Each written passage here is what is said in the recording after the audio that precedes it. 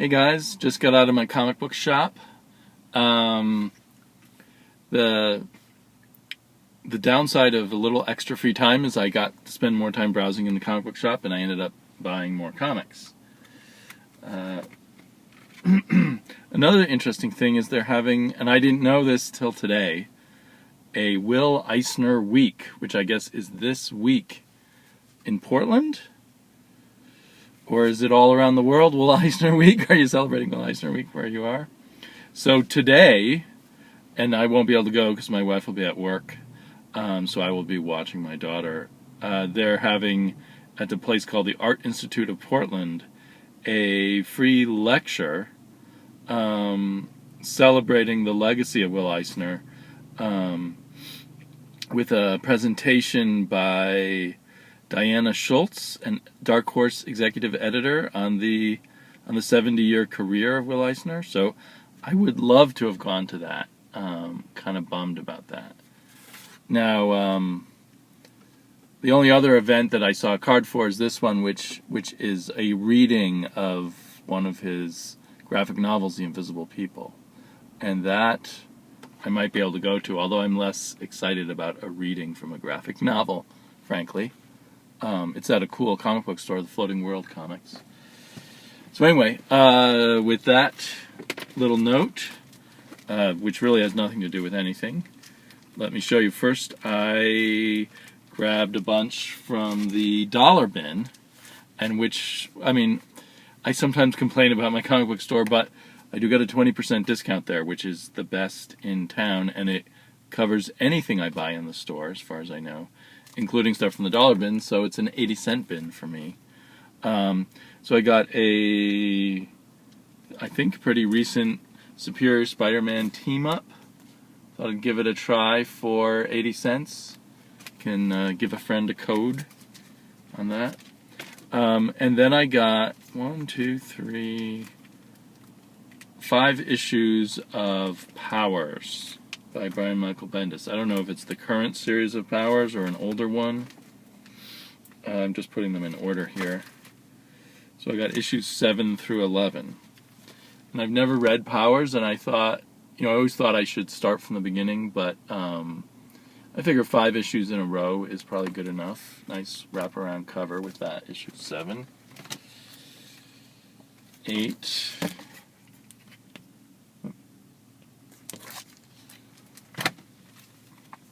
9.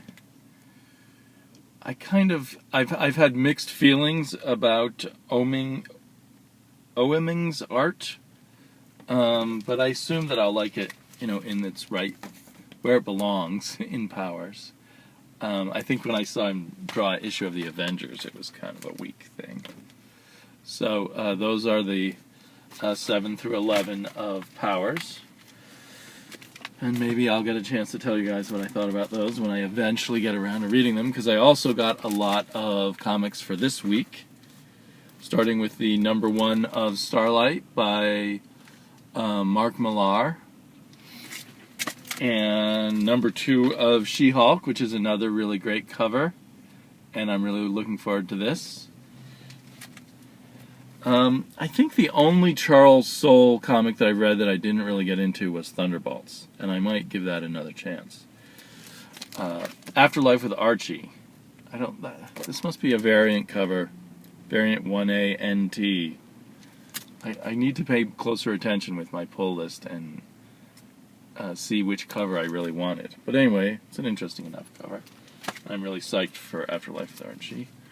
Clone, one of my favorite series also. Swamp Thing, another favorite series. Trillium was my favorite series till one of my favorite series till last issue, which was a little weaker. Hopefully this one will be up to snuff. Phantom Stranger, my guilty pleasure. Earth 2, another great book. Action, which is not on my pull list. I pick this up week by week, or I should say month by month, and the moment it starts its crossover, I will stop picking it up. and I at any moment may stop picking it up and switch to trades anyway, because I have a general policy against $3.99 books. It's one of my few exceptions. In fact, it may be my only exception at the moment from mainstream publishers. Also not on my pull list I picked up was Loki #2. I liked Loki #1. I thought it was done very well, but somehow I felt kind of distant from it and not grabbed by it on a personal level. So I may drop it with issue 2, which I often do with books, or I may keep picking it up, but probably not putting it on my pull. Scooby-Doo Team-Up #3. I read the first 2 issues digitally with my daughter, and she loved them. It's kind of an experiment. It's a little cheaper to read them digitally, and it may be easier to read it with her digitally.